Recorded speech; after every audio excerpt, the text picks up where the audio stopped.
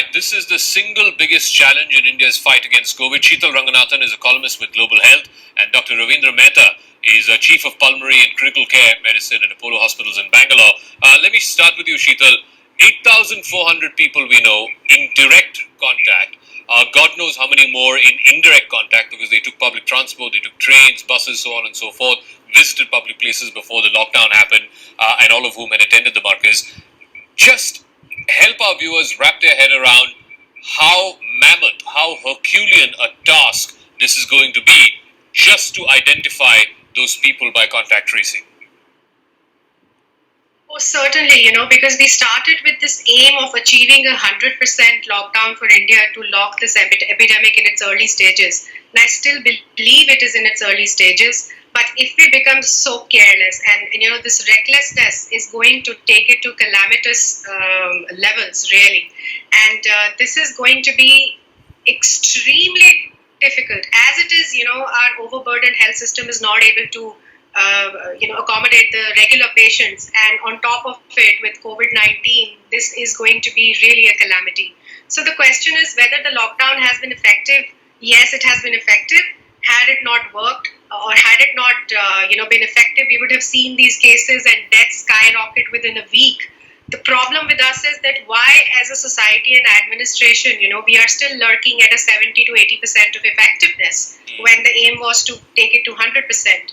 So now, it has added, another stress level into the system. Yeah. And what I believe should be a quick change, or let's say, twist in the strategy that we have to do is we have to really follow the German example, where community surveillance was put into place in parallel with the lockdown, with cheaper and quicker antibody tests, to detect asymptomatic carriers who would have spread all across the country because of this Nizamuddin incident, and also to be able to detect who may not be having such a high viral load and, are sort of self-cured, so that we are able to see if there's any immunity developing within the community. Okay.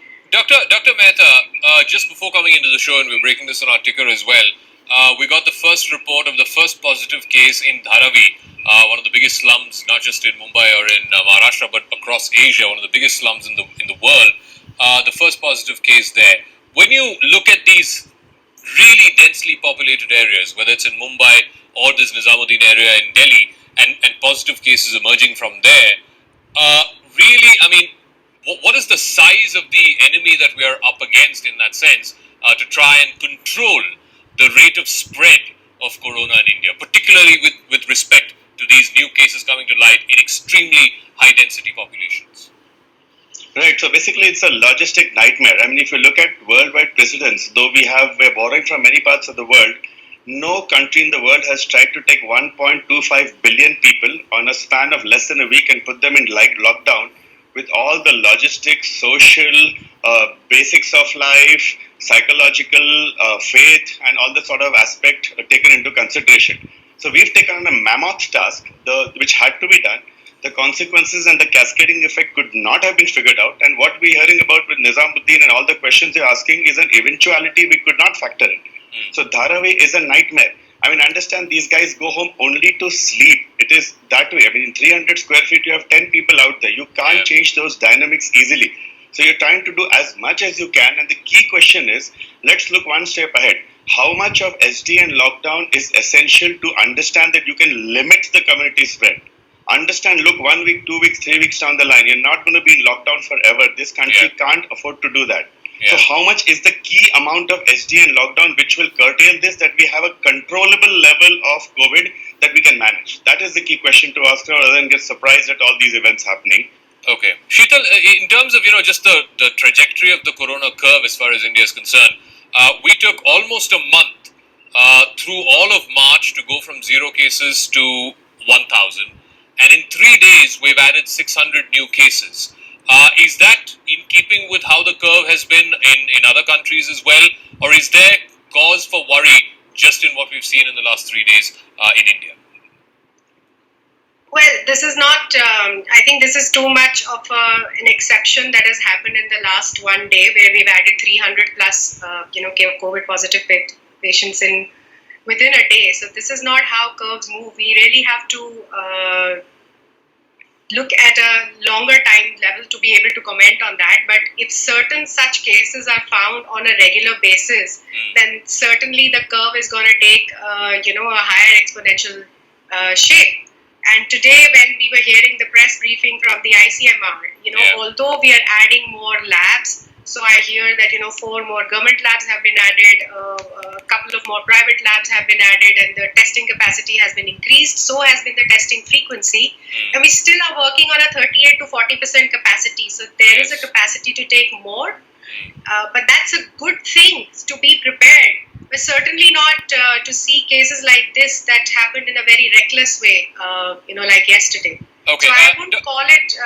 It is certainly an exception to the rule, and I hope we can get back to the same pace of finding new cases as before this incident. Let's all hope that these are just aberrant events, as it were, and not something that would change or become some kind of an inflection point as far as the curve is concerned. Dr. Mehta, just in terms of this question of testing, a lot of people have been asking this question. Our rate of testing is something like 20 per million or something. South Korea was doing 10,000 tests a day. Why are we not testing at capacity or near capacity? Because the more you test, the more cases will come out. And many are saying that the fact that India's numbers have remained relatively stable up until the last 3 days is primarily because we're not testing enough. Is that correct? Right. So this testing issue has been all over the place, and it's an eternal question. So in an ideal world, you want to test as many people as you can. We have countries in the world we're borrowing from.